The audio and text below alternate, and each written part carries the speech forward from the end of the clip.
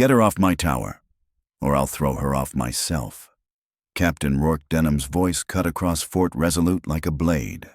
3 hours later, he would be staring at Ayla Carrington Vale hanging off the edge of Overwatch Tower 6, her fingers bleeding as his boot hovered an inch from crushing them. They wanted her gone. What they didn't know was that the tattoo beneath her sleeve, a black trident crossed with a reaper's scythe and 7 tally marks, belonged to a SEAL unit so classified it was spoken of only in rumors, the Ghost Reaper unit.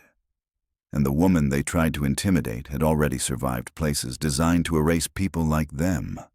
The morning fog at Fort Resolute tasted like metal, warm, heavy, suffocating. Ayla stood alone on the parade ground, her compact 5'5" frame steady as stone. Every movement economical, every breath measured. She carried the calm of someone who had learned not to fear chaos. Her face was a battlefield of its own. The left sharp and untouched, the right marked by a pale scar from temple to jaw. She never hid it. From the window of Brigade HQ, Colonel Adrian Locke studied her profile like a man assessing an unexploded device. He'd read her file, or rather, the parts the Pentagon hadn't blacked out. Naval Special Warfare, Joint Special Missions, Black Meridian. 2 countries whose names officially didn't exist. Once, she'd been a Ghost Reaper Tier-1 operator. Now, on paper, she was just a Naval Special Warfare evaluator on temporary assignment. The kind of service record that left shadows behind. Ayla's hand rose slightly, brushing her forearm, where the tattoo lay hidden beneath fabric and scar tissue. Locke saw the gesture. Operators always had tells. Ranger candidates drifted toward formation, young, loud, cocky.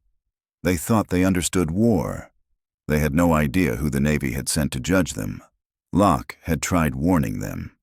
But some lessons sharpen only when they cut. Her assignment was simple.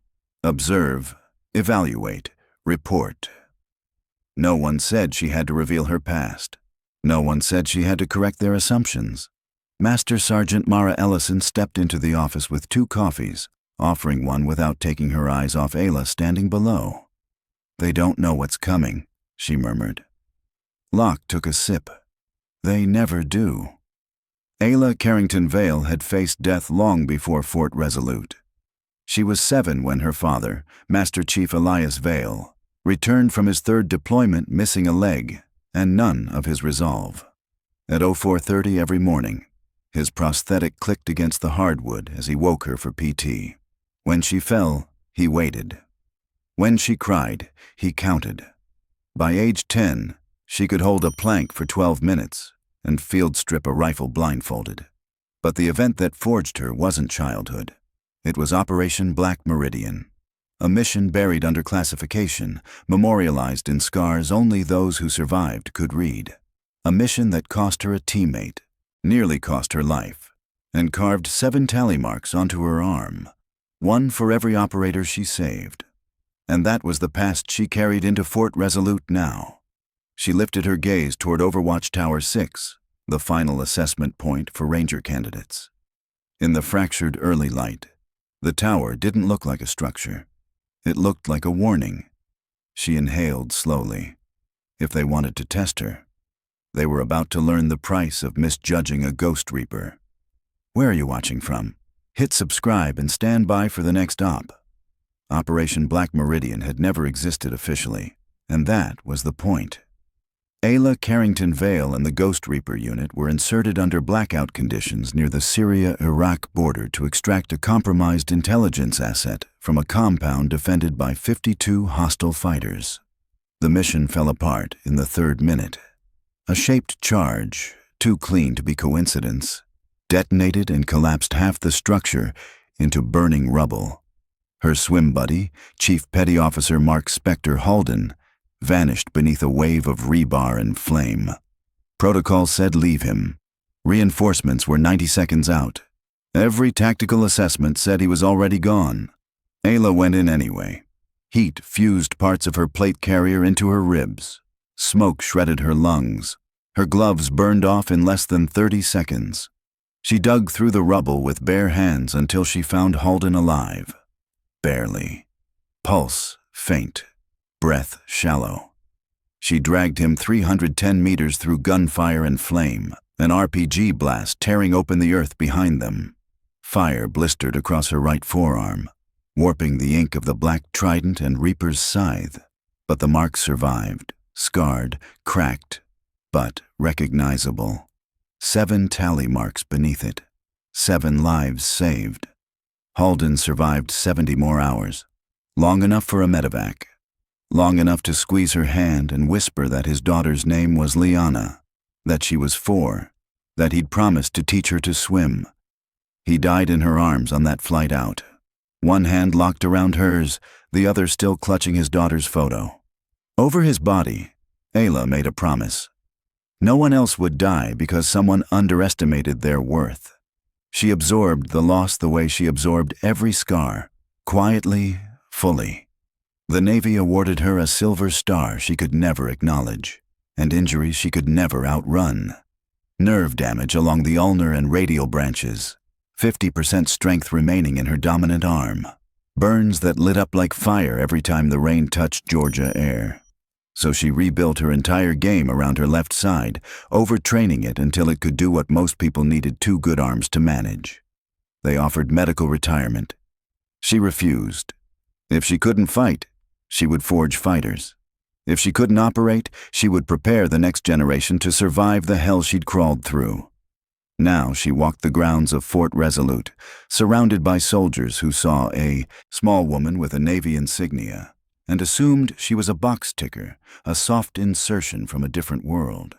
They didn't know she'd dragged dying men through collapsing buildings. They didn't know ghosts followed her. They didn't know she still woke at night hearing Halden's voice fade. Some nights she traced the tally marks burned into her skin, remembered each face, each promise kept. 7 marks. There would never be an 8th. Not because she couldn't save more, but because her war had already taken enough. But here, at Fort Resolute, she faced an enemy she recognized instantly. Arrogance born from ignorance. And that arrogance had a leader. Captain Rourke Denham, a man built from muscle and inherited myth. When she put him on his back during combatives, something inside him broke. His pride couldn't handle it. His lineage wouldn't allow it. So he waged a quieter war. Whispers, sabotage, schedules altered to corner her. Only Cadet Elise Tran dared warn her. "They're planning something," she whispered. "They want you gone." Ayla met her eyes gently. "Let them come. Some lessons only land when they hurt." Outside, the night deepened. Fog crawled across the training grounds, swallowing the silhouette of Overwatch Tower 6. A storm was coming, and Ayla felt it in her bones. Rumors traveled faster than truth, especially when truth threatened the hierarchy men like Denham depended on. Every lie he spread about Ayla found willing ears because it told the students exactly what they wanted to believe, that the evaluator was weak, soft, unworthy, but insecurity is a hunger. The more Denham fed it, the more it devoured him. His father had died wearing a Special Forces patch in Afghanistan when Denham was 16. Every year since, he'd built himself into a monument to that legacy, and monuments crack when you strike the right point. Ayla had struck it the moment she dropped him on the mat. That night, she sat alone in her temporary quarters. Her right arm lay bare. The scarred black trident and Reaper's scythe ink split along burns that never fully healed. Beneath it, 7 tally marks raised against her skin like braille carved through fire. 7 lives saved. 7 promises kept. There would never be an 8th. Not because she'd failed, but because her body had. A worn photo lay in her hands. Halden and his daughter Liana, laughing in a park she'd never seen. She sent money to Liana's college fund every month, always anonymous. It wasn't enough. It would never be enough. But it was the only debt she could still repay. A spike of nerve pain shot down her arm, nearly dropping the photo. Doctors said 50% functionality was a blessing. Blessing. She'd carried Halden's dying body through burning ruins, felt her skin fuse to her gear. They had no idea what the word meant. Her phone buzzed. Still standing, Squid? Her father, never asking if she was okay, only if she was upright. That was the rule. You could bleed standing, cry standing, die standing, but you stayed on your feet. She texted back with her left hand. Always. The mirror across the room caught her reflection. Hollow eyes, sharp angles, nothing soft left. The teams had carved weakness out of her. But this mission required something harder. Patience for people who hadn't earned the right to judge her. A memory snapped into place. Fallujah, hour 14. Halden delirious, whispering about Liana, asking if she would be proud. Ayla had lied, told him he'd see her soon, told him he'd teach her to swim. She held his hand until the pulse faded, felt the rage bloom inside her like a weapon. That rage had driven her for years, pushed her into every high-risk insertion she could volunteer for. Back then, she wasn't hunting death. She was hunting meaning. Now, watching Fort Resolute's young warriors posture and whisper, she felt that rage stir again. But rage without purpose is destruction. Her father taught her that. Halden died learning it. She made her decision. Tomorrow, Denham and his loyalists would escalate. She felt it in the shift of the air, tight, electric, waiting for violence. When they made their move, she wouldn't just defend herself. She would teach them why the Navy had really sent her here. The opportunity came faster than expected. Night navigation qualifications, a 12-hour evolution through the worst terrain Resolute offered. No GPS, full ruck, map, and compass only. Colonel Locke assigned her to observe the final checkpoint. Overwatch Tower 6, 4 stories up. A place that existed between dark and sky. They intercepted her there. Denham, Morrison, Stevens, Holbrook, blocking the stairwell. Night navigation always left Tower 6's top deck unmanned. No fixed cameras, no permanent guard. Just a radio box and a wind-torn flag. The one quiet blind spot on an otherwise watched-to-death base. Fog swallowed the light. The tower groaned in the wind, and 4 silhouettes stepped forward, sealing her only way down. Ayla didn't flinch. She'd survived firestorms, collapsing buildings, black site missions that had no names, but this was the moment she'd felt coming all week, and she was ready for it. Denham stepped in first, his shadow blotting out what little light the fog allowed. Morrison flanked her left, Stevens her right, Holbrook blocking the stairwell behind her. Every angle cut off, every escape sealed. Ayla didn't move. She simply shifted her weight, letting her left side take the lead. The side she'd rebuilt from the ground up after her arm had failed her in Black Meridian. The air tasted of iron and storm. "This evaluation is over," Denham growled. "You've compromised the integrity of this program." Ayla's voice barely rose above the wind. "You don't get to decide that." The second push came immediately. Morrison testing her balance. She didn't stumble. The third came harder. Stevens wanting to score, the first real hit. But Denham made the fatal mistake. He grabbed her right arm, his fingers digging into the scarred tissue that had burned under Halden's dying weight. Pain shot through her nerves like an electrical detonation, triggering muscle memory from 100 close-quarter fights fought in rooms where mercy didn't exist. Ayla moved. Morrison fell first, gasping for air after her palm strike crushed his wind. Stevens tried to wrap her from behind. She shattered his ribs with a twist and drove her knee into his jaw. Holbrook charged. She redirected him into the retaining wall, leaving him slumped and breathless. That left Denham. Bigger, stronger, but strength means nothing without intent. They grappled near the edge, boots skidding on wet concrete. He tried to drag her over the side, 40 feet of open air yawning beneath them. She let him lean his full weight into the shove. Then she hooked his ankle, pivoted left, and took them both over the edge. The world dropped. Ayla caught the ledge with her left hand, fingers splitting open instantly under the strain. Her damaged right arm hung useless. Below her, Denham dangled from her leg, boots scraping against the wall as he tried to climb her like a ladder. Above them, the fog thinned just enough for shapes to emerge. Morrison crawling to the ledge, Stevens groaning, Holbrook clutching his ribs. They didn't help. They watched. Denham's eyes flickered, not with fear, but calculation. He would rather drag her to her death than admit she'd beaten him again.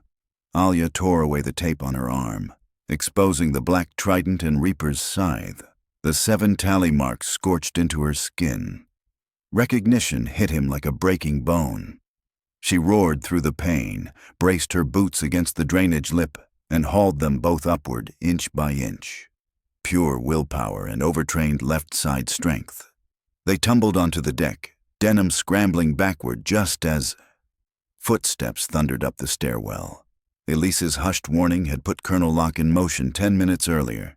He'd been shadowing the tower from below, radio already in hand when the first shout went up. Colonel Adrian Locke burst onto the platform with 6 military police at his back. He saw the blood on Ayla's face, the torn skin on her fingers, the bruised student strewn around the deck, and the exposed tattoo on her arm that explained everything and nothing all at once. "Cadets Denham, Morrison, Stevens, Holbrook," Locke said, voice sharp as a rifle bolt. "You are under detention for assault under the Uniform Code of Military Justice." Denham opened his mouth, but Locke silenced him with a look cold enough to freeze the wind. "Did you really think we sent just anyone to evaluate you?" Ayla stood slowly, left hand still shaking, right arm hanging nearly dead at her side. She said nothing. She didn't have to. Everyone on that rooftop finally understood exactly who she was, and more importantly, what she had survived. The rooftop had fallen silent, the kind of silence that only comes after violence burns itself out. Cadets gathered in tight circles, whispering about the tattoo on Ayla's arm, the black trident crossed with a Reaper's scythe, 7 tally marks carved through scar tissue. Elise Tran pushed through the crowd. When she saw Ayla's exposed arm, her breath hitched. You're... Ayla met her eyes. "I'm someone who earned every scar." Master Sergeant Ellison knelt beside her, bandaging the gash on her temple. Ayla winced once, no more. It wasn't close to the worst thing she had endured. Denham, knees on concrete, zip ties biting into his wrists, finally found his voice. "I didn't know," he choked. "We didn't know who you were." Ayla looked down at him, and for a moment, the weight of black Meridian, of fire and bodies and promises made in dying breaths, settled behind her eyes. "That's the point," she said quietly. "You judged me by what you saw instead of what I could do. In combat, that ignorance kills people. The enemy doesn't wear labels, and the person saving your life may not look like what you expect." Locke stepped forward with military police, but no one spoke. Not yet. Ayla wasn't done. "Everyone here will serve beside women," she told the formation. "Some will be stronger than you. Some will be smarter. Some will have survived things that would break you in minutes. If you can't handle that truth, you don't deserve the tab you're fighting for." Elise swallowed hard. "Ma'am, your arm." "Nerve damage," Ayla answered. 50% functionality on a good day. Still took 4 of your strongest to push me off a roof, and I held on anyway." More brass arrived. Brigadier General Holt surveyed the scene. Denham bleeding, Ayla standing, unwavering. "Lieutenant Vale," he said, "Naval Special Warfare Command has been notified. Your evaluation is complete. Your recommendations will be implemented immediately." She nodded, but swayed. Ellison grabbed her elbow before she fell. "Medevac is 2 minutes out," Ellison whispered. "In a minute," Ayla breathed. She knelt in front of Denham. "Your father was Master Sergeant Rowan Denham, 3rd Group, KIA, Afghanistan, 2009. Denham's face broke. "How do you know that?" "I make it my business to know the families of fallen warriors," she said. "He died covering his team's withdrawal. He didn't care who fought beside him, only that they fought. You honor him by doing the same." She rose to leave, then paused. "Liana Halden is 11 now," she said, voice steady. "Her father died in my arms after I pulled him from a burning building. Every tally mark on my arm is someone whose life didn't end on that objective. Someone's father, son, brother who got at least one more chance than the battlefield tried to give them. I never cared whether I belonged. I just did my job." 6 weeks later, every recommendation in her report had reshaped the Ranger Training Brigade. Denham accepted administrative separation. Morrison and Stevens received Article 15s. Holbrook stayed, but under probation. Ayla's arm required neurosurgery. Doctors told her she'd been one fall away from paralysis. She returned slowly, braced, but unbroken. Elise found her at the obstacle course. "I wanted to thank you," she said. "You already had what it took," Ayla replied. "You only needed someone to show you that you could stand." They watched a young woman struggle with a rope climb. 2 male cadets stepped in to spot her, without mockery, without hesitation. "That's different," Elise said. "Fear teaches fast," Ayla answered, "but respect lasts longer." Colonel Locke approached. "Your transfer orders are in. Coronado wants you as a senior instructor." Elise's shoulders dropped. "You're leaving?" "My work here is done," Ayla said, "but the work never ends." She pressed a Ghost Reaper challenge coin into Elise's hand. "When you earn your tab, find me. The teams could use someone like you." Ayla turned to leave. Elise called after her. "Ma'am, what happened to the 8th mark?" Ayla paused. Sunlight caught her scars. "There is no 8th, she said softly. "My war ended, but yours is just beginning. Make your marks count." She drove west toward California. The gates of Fort Resolute shrinking behind her. 7 tally marks burning quietly beneath her sleeve. Testaments not to perfection, but to refusal. And somewhere far ahead, Liana Halden lived in a world where women like Ayla were no longer questioned, but expected.